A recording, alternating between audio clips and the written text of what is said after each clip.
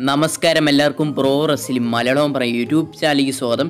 ഇന്നത്തെ വീഡിയോ നമ്മൾ നോക്കാൻ പോകുന്നത് എന്തുകൊണ്ടാണ് അണ്ടർടേക്കർ റെസ്ലിമേനിയ 35 വരാതിരുന്നത്, അതേപോലെ റെസ്ലിമേനിയ 35 അണ്ടർടേക്കർ വരാതെ അത് കഴിഞ്ഞുള്ള റോ എപ്പിസോഡ് അതിൻ്റെ റിയൽ റീസൺ എന്താണ് നമ്മൾ നോക്കാൻ പോകുന്നത്. വീഡിയോ അവസാനം വരെ കാണണം. വീഡിയോയുടെ കിടക്കുമ്പോൾ നിങ്ങൾ ഇതുവരെ യൂട്യൂബ് ചാനൽ സബ്സ്ക്രൈബ് ചെയ്യാത്തതാണെങ്കിൽ ഉടനടി സബ്സ്ക്രൈബ് ചെയ്ത് നോക്കുക, തൊട്ടടുത്താണ് ബെല്ലൈക്കൺ കൂടി എനേബിൾ ചെയ്യുക.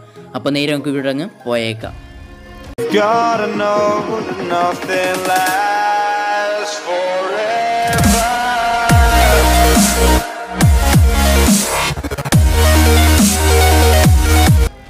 നമ്മൾ നോക്കാൻ പോകുന്നത് എന്തുകൊണ്ടാണ് അണ്ടർടേക്കർ റെസ്ലിമേനിയ 35 വരാഞ്ഞെന്നാണ് നോക്കുന്നത്.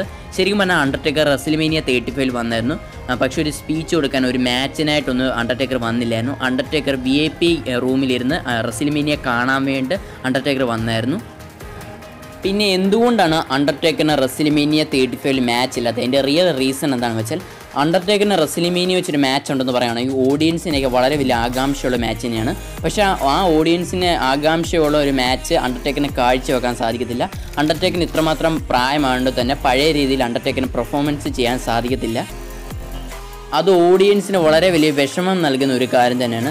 അണ്ടർടേക്കറിൻ്റെ കഴിഞ്ഞ വർഷത്തെ റെസ്ലിമേനിയ നോക്കുവാണെങ്കിൽ, റെസ്ലിമേനിയ 34 നോക്കുവാണെങ്കിൽ ജോൺസിനോടുള്ള മാച്ച് അത് അത്രമാത്രം വലിയൊരു മാച്ച് ഒന്നും അല്ലായിരുന്നു. അണ്ടർടേക്കറിൻ്റെ പെർഫോമൻസ് കുറഞ്ഞു വരുവാണ് ഓരോരോ വർഷം കഴിയുമ്പോഴത്തേക്ക്. അണ്ടർടേക്കറിന് ഇത്രമാത്രം പ്രായമായതുകൊണ്ടാണ്. അതുകൊണ്ടാണ് അണ്ടർടേക്കർ റെസ്ലിമേനിയ 35 ഒരു സ്പീച്ച് കൊടുക്കാൻ ഒരു മാച്ചിന് പോലും വരാതിരുന്നത്. പിന്നെ എന്തുകൊണ്ടാണ് അണ്ടർടേക്കർ റെസ്ലിമേനിയ കഴിഞ്ഞിട്ടുള്ള റോ എപ്പിസോഡ് അതിൻ്റെ കാരണം എന്താണെന്ന് നമുക്ക് നോക്കാം. അണ്ടർടേക്കർ കഴിഞ്ഞ റോ എപ്പിസോഡിൽ വന്ന് ലയസിനെ അറ്റാക്ക് ചെയ്യുമായിരുന്നു. അപ്പം എന്തുകൊണ്ടാണ് അണ്ടർടേക്കർ ലയസിനെ കഴിഞ്ഞ റോ എപ്പിസോഡ് വന്ന് അറ്റാക്ക് ചെയ്തത്? അതിൻ്റെ കാരണം എന്താണെന്ന് വെച്ചാൽ, ജൂൺ മാസം 7-ാം തീയതി സൗദി അറേബ്യ വെച്ച് വലിയൊരു ഇവൻറ്റ് നടക്കുന്നുണ്ട്. ആ ഇവൻറ്റ് വെച്ച് അണ്ടർടേക്കർ മാച്ച് ഉള്ളതാണ്. അപ്പം അണ്ടർടേക്കർ ആ ഒരു മാച്ചിന് വേണ്ടി സൗദി അറേബ്യ വരുന്നുണ്ടെന്ന് അത് WWE അഡ്വർടൈസ്മെൻറ്റ് ചെയ്തായിരുന്നു. അപ്പം അത് ആരുടെ അടുത്താണ് വെച്ചാൽ, ലയസിൻ്റെ അടുത്താണ്. അപ്പം ഇവർക്ക് രണ്ടുപേർക്കുള്ള ഫ്യൂഡാണ് കഴിഞ്ഞ റോ എപ്പിസോഡിൽ ആരംഭിച്ചത്. ജൂൺ 7-ാം തീയതി നടക്കുന്ന സൗദി അറേബ്യ വെച്ച് നടക്കുന്ന ആ ഒരു വലിയൊരു ഇവൻറ്റ് വെച്ച് ഇവർക്ക് രണ്ടുപേർക്ക് മാച്ച് ഉള്ളതാണ്. അണ്ടർടേക്കർ വേഴ്സസ് ലയസ് ഒരു സിംഗിൾ മാച്ച് ഇവർക്ക് രണ്ടുപേർക്ക് ഉള്ളതാണ്.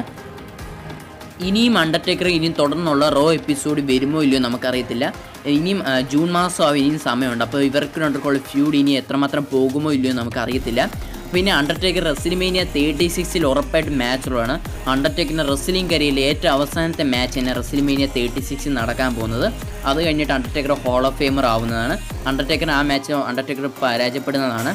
അത് ആരുടെ അടുത്താണെന്നൊന്നും അറിയത്തില്ല. ചിലപ്പം ജോൺ സീനയുടെ അടുത്താവാം, ചിലപ്പോൾ അല്ലെങ്കിൽ സ്റ്റിങ്ങിൻ്റെ അടുത്താവാം. ഇവർ രണ്ടൊരു ആരിൻ്റെ ആവാനാണ് കൂടുതൽ ചാൻസ് ഉള്ളത്. അപ്പോൾ ഇന്നത്തെ വീഡിയോ ഇത്രേ ഉള്ളൂ. വീഡിയോ ഇഷ്ടപ്പെടുവാണെങ്കിൽ ലൈക്ക് ചെയ്യുക, അതേപോലെ നിങ്ങളുടെ കുട്ടികളിലേക്ക് ഷെയർ ചെയ്യുക. പിന്നെ നിങ്ങളുടെ അഭിപ്രായം, ഈ വീഡിയോയെക്കുറിച്ചുള്ള അഭിപ്രായം നിങ്ങളുടെ താഴെ കമൻറ്റ് ചെയ്യുക. നിങ്ങൾ ഇതുവരെ യൂട്യൂബ് ചാനൽ സബ്സ്ക്രൈബ് ചെയ്തിട്ടുണ്ടെങ്കിൽ ഇതേപോലെ റെസ്ലിംഗ് ന്യൂസുകളും പല റെസ്ലേഴ്സ് ലൈഫ് സ്റ്റോറിയും നിങ്ങൾക്ക് ലഭിക്കാൻ വേണ്ടി ഈ ചാനൽ സബ്സ്ക്രൈബ് ചെയ്തിട്ടുണ്ടെങ്കിൽ സബ്സ്ക്രൈബ് ചെയ്ത് നോക്കുക, തൊട്ടടുത്താണ് ബെല്ലൈക്കൺ കൂടി എനേബിൾ ചെയ്യുക. അപ്പോൾ മറ്റൊരു റെസ്ലിംഗ് റിലേറ്റഡ് വീഡിയോ ആയിട്ട് കാണുന്നതായിരിക്കും. ബായ്.